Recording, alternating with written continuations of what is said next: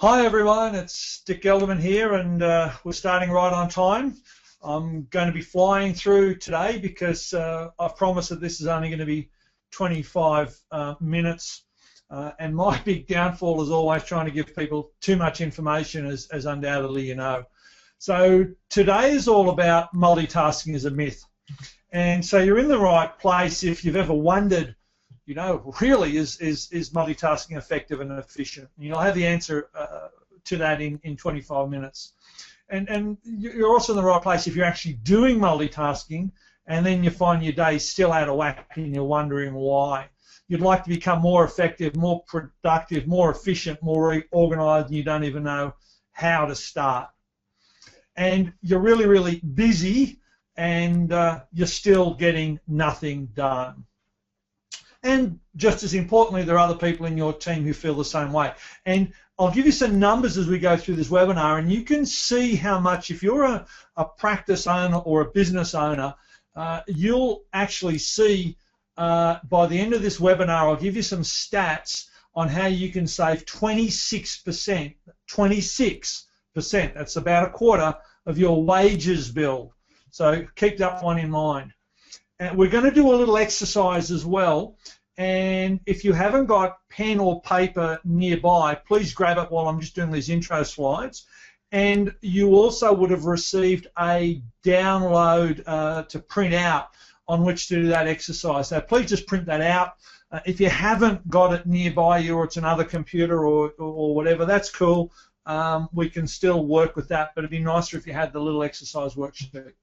So by 12:30 today, or whatever time it is in your country, and I see there's some Americans online, well, it's 3 a.m. for the South Africans, so they'll get the recorded version of this. So in half an hour's time, my aim is for you to understand that there are two kinds of tasking, what's called multitasking, and there's what's called background tasking, and to understand and know the difference between the two, and also to understand that you can do one, but it's just crazy to do the other one, and to understand the cost to you and to your business if you multitask or your team members multitask, and then to develop strategies to do away with multitasking and once again to start regaining control of your life. So you could do this. This is not the exercise. This is just an intro thought exercise. And I'm just wondering what your day looks like. And obviously you're going to get emails, phone calls, SMSs, staff members interrupting you, maybe social media, maybe consulting or talking with clients or whatever. So, and if each of these, say, for example, takes 10 minutes, now how many of each type of those do you get in? And, you know, if you're trying to do something, let's assume that you're supposed to be working on an Excel spreadsheet or putting a marketing plan together for your practice, or consulting with clients, or having meetings with team members or whatever, and those things on the right-hand side, those emails, phone calls, SMSs, staff members interrupting, social media interrupting, other interruptions, if they're interruptions to your day and to what your prime, you know, focus is at work, you know, just write down the number of each of those interruptions for yourself and how often they occur in every 10-minute, you know, period of time during your day. It's an interesting exercise to do, and with quite a lot of my one-on-one coaching clients, we'll actually do this. We'll actually measure this during the day for 3 or 4 days.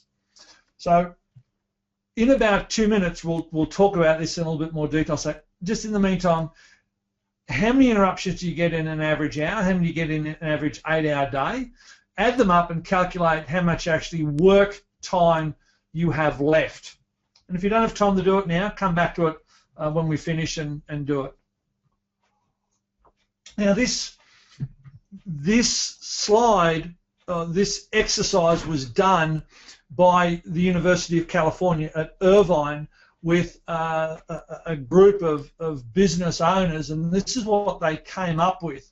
So the average employee in the average workplace, including veterinary, the average amount of time that they can devote to a task before they get interrupted is 11 minutes on average.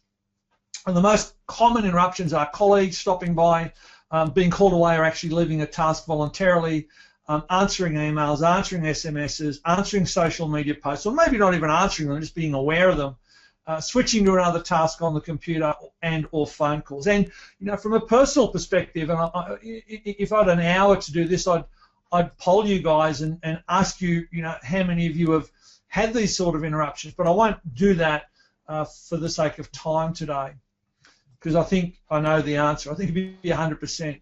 So again, that study says that on average, for the average employee, there were 3 minutes of time between each interruption, and each person could spend on average 3 minutes on a single event, and they could do that for 3 minutes before switching to another activity. So these interruptions are absolutely rife, as you can see. So now let's do an exercise for yourself, and I'm just going to shrivel my screen down and get up my Word doc.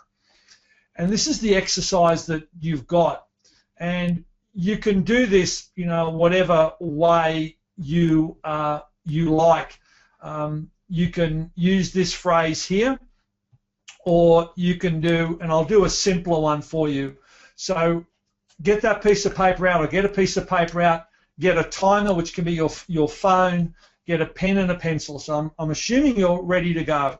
So the first line of the exercise, and I'll use my own version rather than the version that's on screen. So what I'd like you to do in the first line, and time yourself when you start and time yourself when you finish, is to write down the letters in the alphabet, A through the Z, A, B, C, D, etc., A through to Z, and time how long it takes you. So I'll get you to do that now. Ready, steady, go.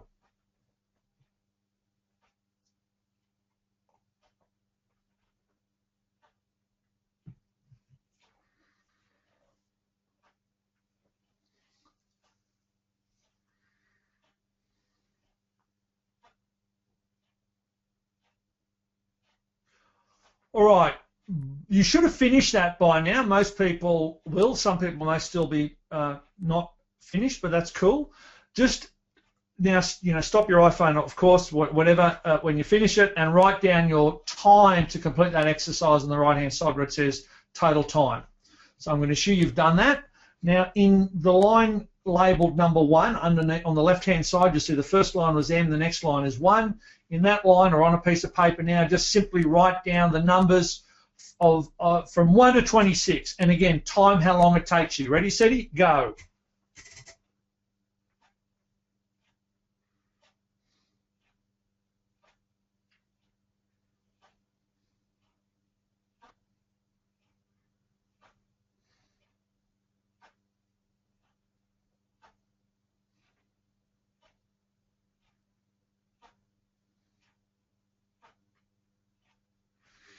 Okay, I think you should have finished that by now. Stop your stopwatches and write down the time that it takes you to do that. And then I'd like you to add up the time it took you to write A to Z and 1 to 26. Add those two numbers up and come up with a total. And now we're going to do the last part of the exercise, in which you're going to write down A1, B2, C3, all the way through to Z26. So get your stopwatches ready, steady, go.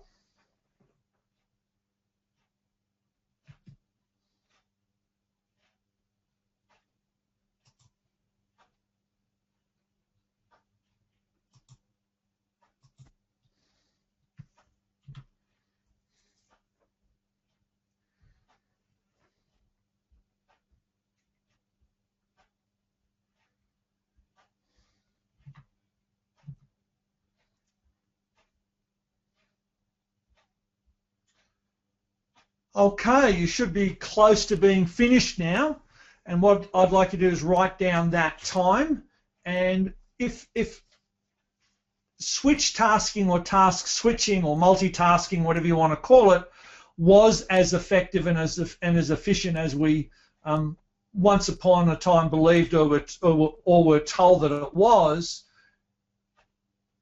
Michelle, is my volume okay? Peter's saying he can't hear me, but maybe it's at his end. Just let me know. If multitasking was not a myth, if it was not a lie, if it was not a fallacy, then the time taken to... Michelle, is my sound fine, please?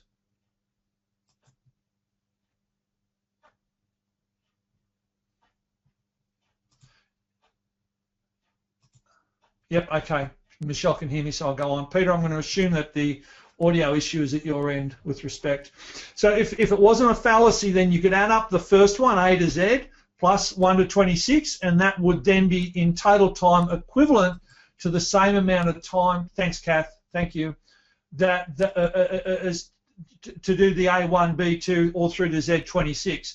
Typically when we do this exercise, that last line, line 3, you know, A1, B2, etc., takes 1.5 or double the amount of time as to do the first one. So what this is showing us is that there's a switching cost, okay? There's a switching cost from you having to think of the alphabet, A, B, C, D, through to the number 1, 2, 3. So you got A1, switch, back, B, switch 2, switch C, switch 3, switch D, switch 4, etc., etc. So that is the switching cost, and that is your brain switching from one task to another. Now I could go on to this in a great depth, but I'm not going to. So what is your personal switching cost at work? So studies show that the average person takes anywhere from 11 to 21 minutes to switch. So let's assume you're having a conversation with a client. You're in a consult, or you're having let's assume that someone knocks on the door and comes to you on the door and interrupts you and says, oh, you need to talk to Mrs. Smith on the phone or whatever.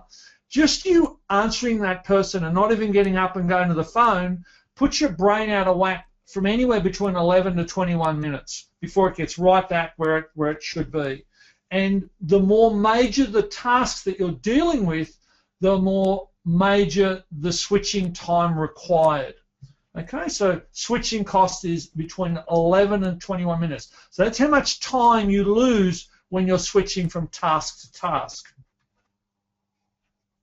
And here's a little example I've done of it, okay? So there's a switching penalty when you go from task 1 to task 2 and back again. Now here's another example of the work time available per project versus the loss when you're switching from project to project. So you can see that the more simultaneous tasks you have going on at the one time, the greater are your switching time losses, if that makes sense. If you look at the far right hand column 5, all you're doing, I mean, you've got very little green, very little time that you can actually work on a task because the bulk of it is taken up by switching time. Now, practice owners, if you're looking at the finances of it, then the average estimate of lost productivity per person per day due to interruptions based on a 40-hour work week is 2.1 hours. So if you're paying each of your employees, let's pick a number, $25 an hour, and let's forget about the 0.1, then you're losing per employee 2 hours a day, 2 times $25, that's $50 per day per employee. $50 times 5 days, that's $250, that's $1,000 a week.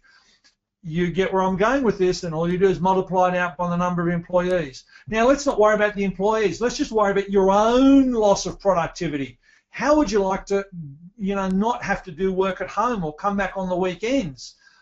You've got 2.5 hours up your, 2.1 hours up your sleeve every day if you stop this productivity drain.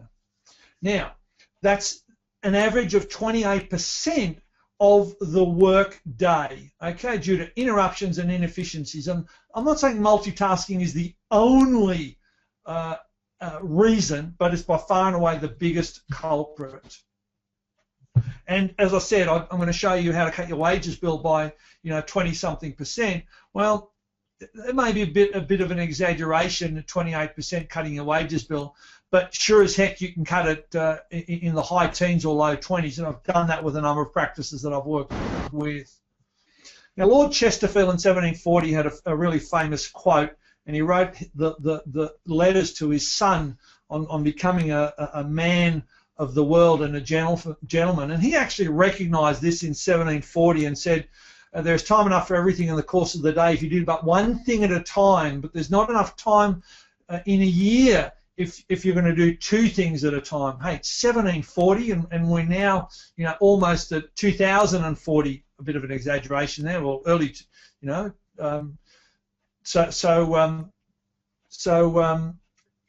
200 years, 300 years ago, 250 years ago, this was already recognised. Where did this start? It started in the early 20th century when some people saw computers doing what they thought was simultaneous tasking, doing everything at once.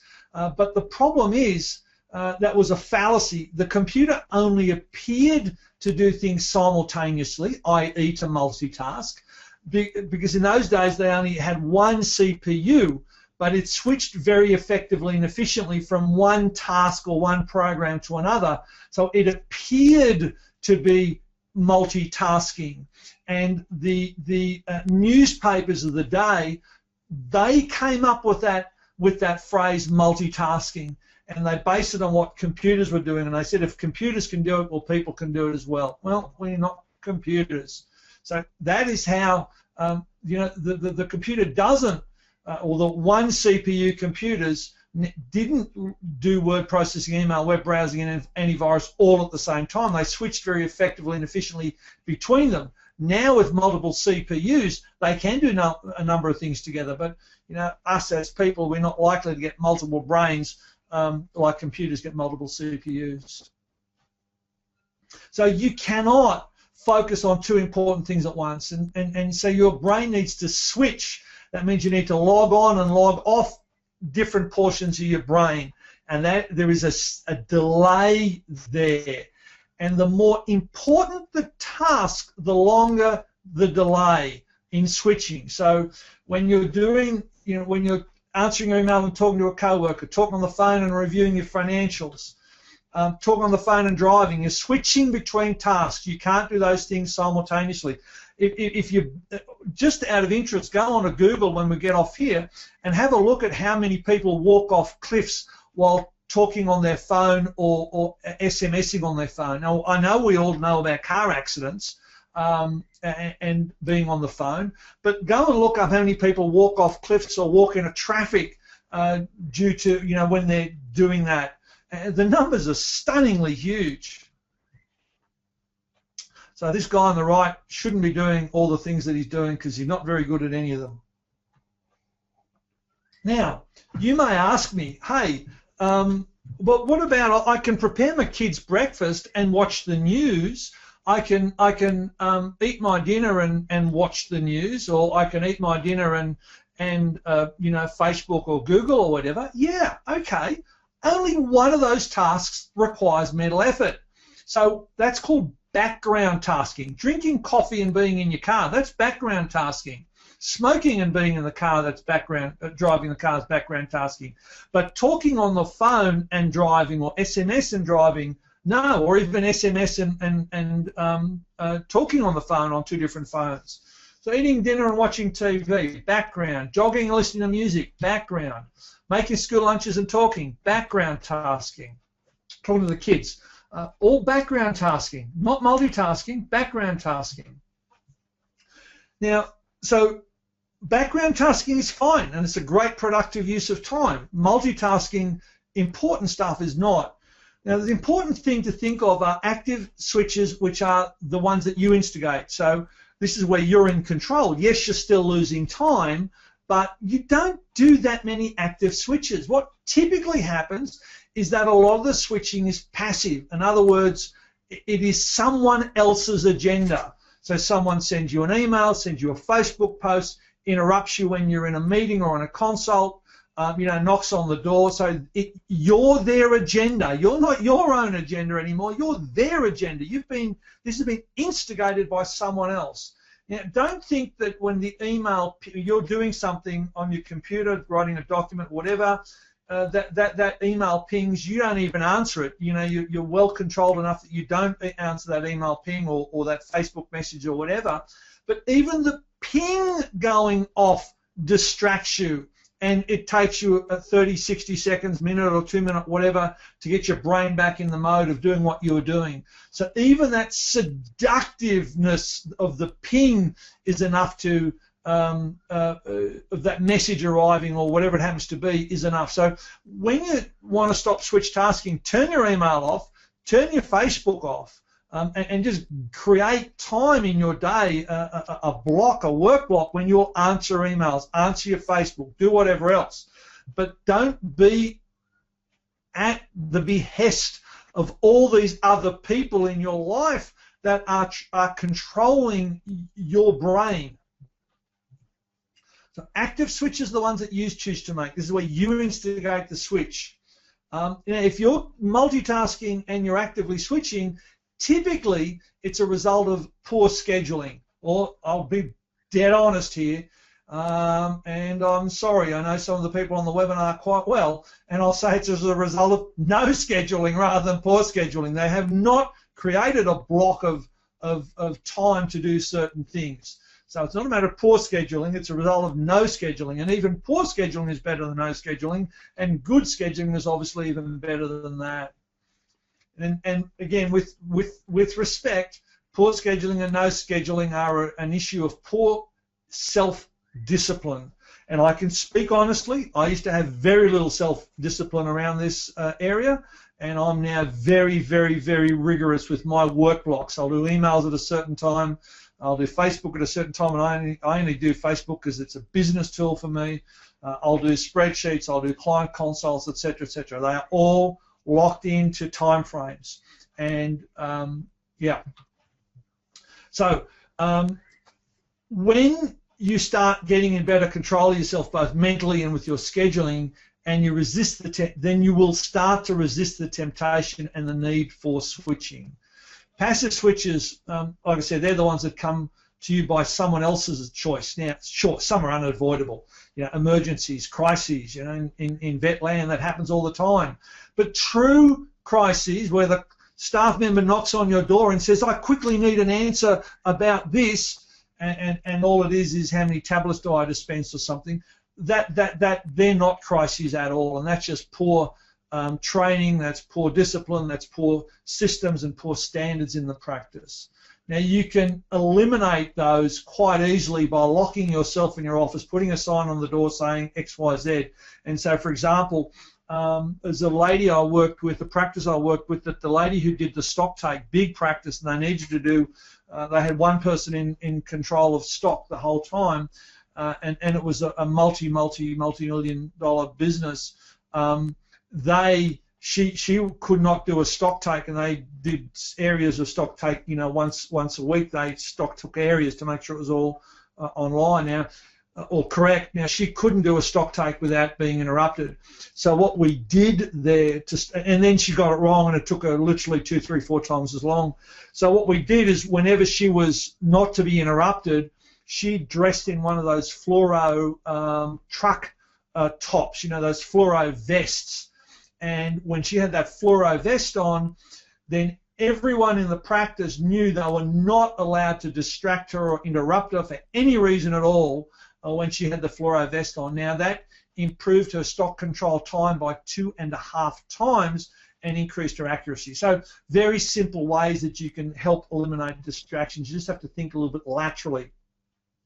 And also with you, the business owner, a lot of staff will interrupt you because they need the answer to this, the answer to that, and they always think it's now. Well, the only reason it's now is because they don't know when they're going to get to see you next and when you're going to have dedicated time for them. So when you schedule regular meetings and you say, look, I'm available for everyone between 12 and 12:15 every 5 days a week, then they're going to stop interrupting you nearly as much because they're going to know when you're available. And then with things like phone calls, block your day.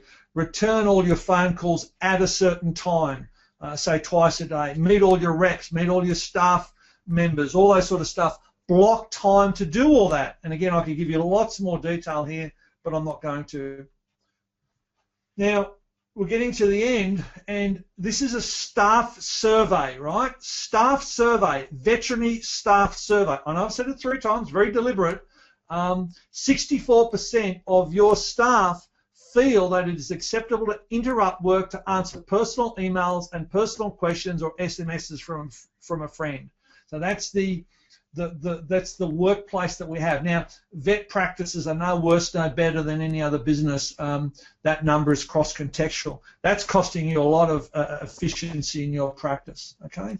And the bad news is that when they're interrupted, when they're or you're interrupted, you don't immediately go back to the task. So there's a task switching cost increase here. So, is being interrupted the norm in your business? Probably. So, maybe this maybe this sign should be on key point in the building somewhere. Stop interrupting. So the solution is to resist making active switches. So you have pre-scheduled time for all the projects and tasks that you're doing. You're going to minimize all passive switches and lock out possibilities for interruptions, and whether they're people interruptions or electronic interruptions. You're going to block time to do tasks of a similar nature. And you may say, I'm a solo practitioner, I don't have anyone to answer the phone, I'm on farm calls, whatever it happens to be. Have your phone got a voicemail?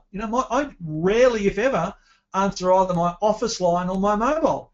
It goes to voicemail, and I return those phone calls in my blocked out time. We'll talk about this in another webinar, but work in 90-minute blocks. Do similar tasks for up to 90 minutes before you, and only then change. We'll talk about that later.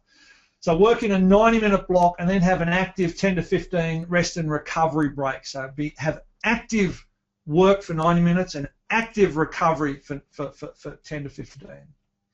So action steps. Last slide. Schedule one 90-minute, this is my suggestion, schedule one 90-minute uninterrupted work block to do your key critical stuff, the stuff that only you can do in your practice or in your business Monday, Wednesday and Friday. Uninterrupted, 90 minutes, just 3 days a week. That's all. Don't try for 5. Don't try for two 90-minute blocks a day, just 1 3 times a week. Organise those blocks so that you perform similar tasks sequentially. So for the first 10 or 15 minutes you might answer all your emails, and then you might do all your writing, then you might do all your client phone calls, then you might do all your staff meeting type one-on-one meetings, whatever. Working within that 90-minute block, do similar tasks at the same time or sequentially. Make sure that you also have scheduled into your diary appropriate one-on-one meeting times with the key people in your business, whether that happens to be daily, weekly, or on whatever's needed for you personally and for them. Schedule twice daily 30-minute phone call blocks. To me, that's one of the godsends that will revolutionise your day. When you take and make all your phone calls in two 30-minute preset times. Schedule specific times to answer email, SMS, social media, etc. And then train people not to interrupt you. Now, what I'm going to suggest, if you can't make them not interrupt you or you can't get the concept through, then get lost. And what I mean by that is go out of the building and go and sit in your car or drive down to the local park or walk to the beach. But to get that 90-minute uninterrupted time, just get lost somewhere so no one knows where you are and they therefore can't get in contact with you. Now, the world's not going to end if they can't get in contact with you for 90 minutes. And if you can't train them well enough not to interrupt you, then if you have to, go somewhere and get lost. And then the last thing is to, have this become cultural in your practice so that you become a lot more the whole practice becomes a lot more efficient and effective. So that's it for the webinar. I've only gone over for 4 minutes. So if anybody's got any questions, then I'm really, really happy to answer them. We're going to do these 25-minute trainings every month, and it's going to be the same time. I think it's the second Tuesday of the month every month from now on, and they're all going to be 25 minutes. The next topic is going to be get more clients, so that's the one for November. And I know I've got the December one done as well, but I've forgotten what the name is. So, but I'll tell you that one next month. So, any questions, please fire away, and I'm happy to answer them. This will be recorded, or has been recorded, or is being recorded, and it'll be available on our YouTube site. It's Didrik Elderman. Go there and you'll find it, or send Michelle an email and she'll give you the link to it. Feel free to share it with your staff. Download it, play it to them, whatever. The idea is that this gets as much airplay as possible, because these strategies are really important to everyone. So it doesn't look like there's any questions. Doesn't look like there's any questions. By the way, there's one question come up. Yeah, good idea, Kath. Kath says wear headphones because, and I guess this just happened to you now, Kath, because you must be listening to this with this webinar, because you're saying people are looking at me and walking away because I'm wearing headphones. Great idea, Kath. Thank you. That's wonderful. I really learned something. Yeah, broke my train of thought. Anyway, it doesn't matter. So, yeah, anyone that was, I know I've got my train of thought back now.